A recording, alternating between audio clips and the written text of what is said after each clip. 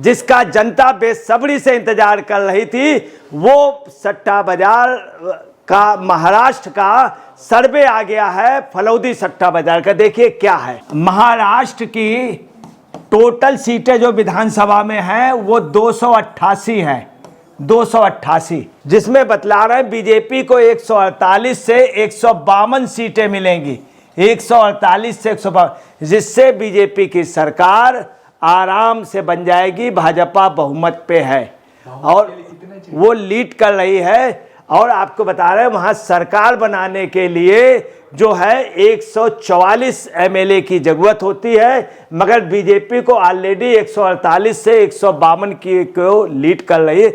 मतलब उनका जो मिनिमम आंकड़ा है वो भी आगे।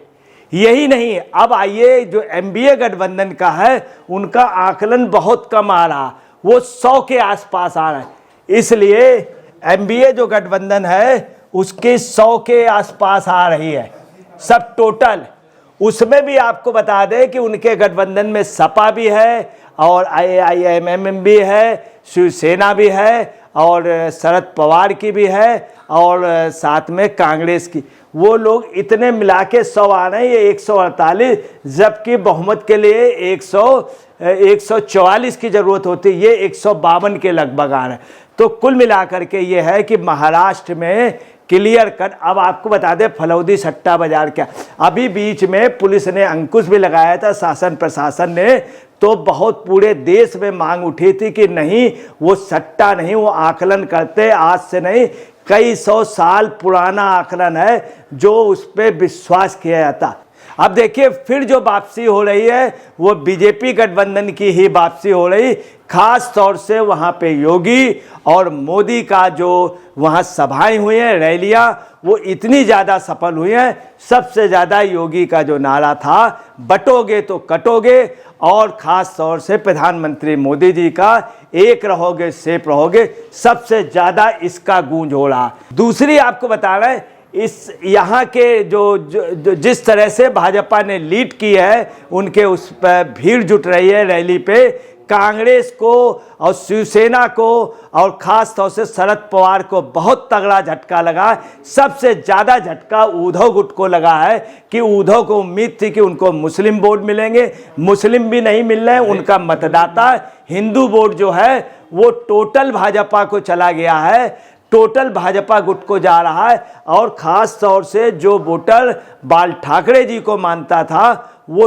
टोटल वोट जो है भाजपा गठबंधन में वो फडणवीस और शिंदे पे उन पर विश्वास कर रहा है। देखिए और हो गया जिस तरह से फतवा जारी हुआ है, फरमान जारी हुआ वक्फ बोर्ड का कि 169 सीट पर उनको जो है शिवसेना को और कांग्रेस को और शरद पवार गुट को उन्होंने वक्फ बोर्ड ने मुस्लिमों से टोटल मतदान करने के लिए कहा। बाकी सीटों के लिए एआईएमएम के लिए, ओवैसी के लिए, इसका भी महाराष्ट्र में बड़ा निगेटिव असर पड़ा है। जितना वोट था हिंदू वोट वो भी यूनाइट हो गया कि इस तरह के फरमान अगर चुन चुन करके दिए जाएंगे मुस्लिम परस्त लोगों के लिए ही, तो वहाँ हिंदू भी यूनाइट हुआ। इससे आपको बता रहे हैं कि भाजपा गुट को बहुत मजबूती हुई। जो योगी कह गए थे वो बिल्कुल सही कह गए थे, इसीलिए योगी के बातों पे सारे लोगों को भरोसा है। फलौदी सट्टा बाजार की जो आकलन है उससे वापसी हो रही है भाजपा की फुल प्लेस, और बहुत अच्छे उस पे हो रही है यहाँ पे। और साथ में झारखंड में, अभी हरियाणा में हुई थी, और कांग्रेस के लिए खास तौर से बहुत झटका है, पूरे एनडीए गुट को है, पूरे इंडी गठबंधन को बहुत बड़ा झटका। अब मैं आपको बता रहा हूँ कि झारखंड की क्या पोजीशन है, जो फलौदी सट्टा बाजार ने झारखंड की पोजीशन दी है। अब देखिए फलौदी सट्टा बाजार का आकलन ये है, झारखंड में टोटल 81 सीटें हैं। 81 सीटों में बीजेपी जो है, ये फलौदी सट्टा बाजार का मानना है 48 से 45 के लगभग जीत जाएगी। बीजेपी जो है 48 से 45 सीटों के बीच में जीत जाएगी। 48 टू 45 सीटें, मतलब बीजेपी की 48 टू 52 सीटें। 52 सीटों का मतलब हो गया कि 81 में अगर 52 सीटें मिलती हैं तो बीजेपी की जो है पूर्ण बहुमत से सरकार बन जाएगी। ये फलौदी सट्टा बाज़ार का आकलन। दूसरा ये भी है फलौदी सट्टा बाज़ार के अनुसार वहाँ की जो रिपोर्टें आ रही हैं झारखंड की, उसमें बहुत साफ है, ख़ास तौर से लोहरदगा, रांची, यहाँ पे भाजपा की स्थिति काफ़ी मजबूत है। दूसरा जो एरिया बंगाल और बिहार से लगे थे वहाँ पे बीजेपी काफ़ी मजबूत देखी गई है, ख़ास तौर से साहेबगंज में, गोड्डा जिला में, पाकुड़ में, दुमका में, डोघर में, जमात्रा पे, जहाँ पे बीजेपी कमजोर। दूसरा कोल्हान जो क्षेत्र है, जो अभी जो पिछले चुनाव में बीजेपी को एक भी सीट नहीं मिली थी, टोटल हेमंत सोरेन का जहाँ पे होल्ड था, वहाँ पे बुरी तरह से हेमंत सोरेन की पार्टी पिछड़ रही है और बीजेपी पूर्णतः वहाँ पे मजबूत पोजीशन में, बहुत मजबूत पोजीशन। और वहाँ पे सबसे ज़्यादा जो रिस्पेक्ट आदिवासियों की बनी है उसमें बाबूलाल मरांडी की है, दूसरा हेमंत सोरेन की, शिबू सोरेन की जो वहाँ पे इज्जत है वो उनसे ज़्यादा चंपई सोरेन की इज्जत देखी जा रही। चंपई सोरेन के प्रति ज़बरदस्त सहानुभूति है और जो आदिवासियों के सबसे बड़े लीडर हेमंत सोरेन जो माने गए थे, आज वो और शिबू सोरेन चौथे नंबर पे पहुंच गए। नंबर 1 की इज्जत बाबूलाल मरांडी और चंपई सोरेन की है। और यही नहीं कि आप देखिए रांची और लोहरदगा में यहाँ पे मतदान भी ज़्यादा हुआ। लोहरदगा का जो मतदान है वो 80% हुआ है, 80% हुआ है। रांची में भी यही पोजीशन। दूसरी आपको बता दें कि चंपई सोरेन की फैमिली से 2 लोग जो चुनाव लड़ रहे हैं, दोनों की स्थिति काफ़ी स्ट्रांग रही है। जो मतदान हुआ है उसमें उनकी स्थिति बहुत अच्छी। साथ में रघुवर दास की जो पूर्व मुख्यमंत्री थे, उनकी भी स्थिति, उनकी बहू की स्थिति काफ़ी स्ट्रांग पाई गई। अब आपको बता दें वहाँ जो सबसे बड़ी बात आ रही है वो बैकवर्ड क्लास की आ रही है।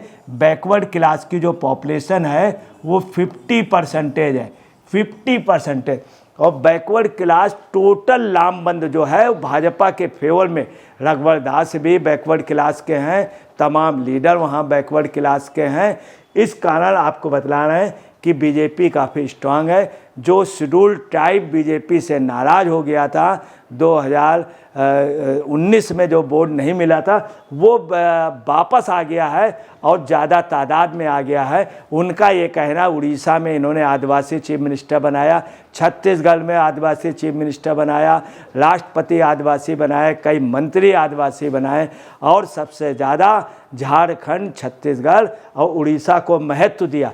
उड़ीसा में इस समय जो चीफ मिनिस्टर बनाए गए हैं वो जो हैं वो एसटी से हैं, शेड्यूल ट्राइब से हैं और बहुत अच्छा कार्य कर रहे हैं। उनके लिए यही चीज़ सोच करके आपको बता रहे झारखंड में इस समय भाजपा की मजबूत स्थिति हो गई। दूसरी आपको बता रहे यूपी और मध्य प्रदेश से जो छत्तीसगढ़ से इलाका है, ख़ास तौर से गढ़वा, पलमू, लथेर, चतरा और हजारीबाग, यहाँ पर भी बीजेपी की ज़बरदस्त स्थिति मजबूत हुई है।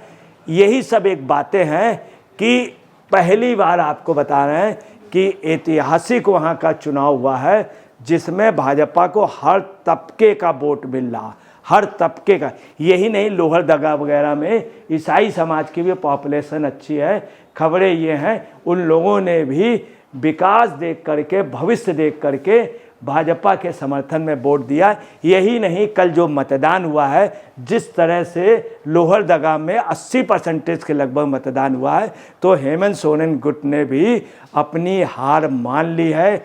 ये सच है कि जो पार्टी जेएमएम थी वो काफ़ी डाउन हुई है विपक्ष में, जो गठबंधन में। उनके अलावा उनके जो छोटे दल थे वो तो हर जगह लड़े भी हैं थोड़ा बहुत, मगर जीत की पोजीशन में नहीं है। मगर जेएमएम का पूरी तरीके से डाउन होना एक बहुत बड़ी, पहले बीजेपी कमज़ोर थी, 2019 में अकेले थी और मरांडी अलग थे। अब मरांडी इनके साथ हो गए, कुछ आदिवासी संगठन और साथ हो गए। जो चंपई सोरेन सबसे ज़्यादा जिनकी इमेज थी वो भाजपा के साथ हो गए।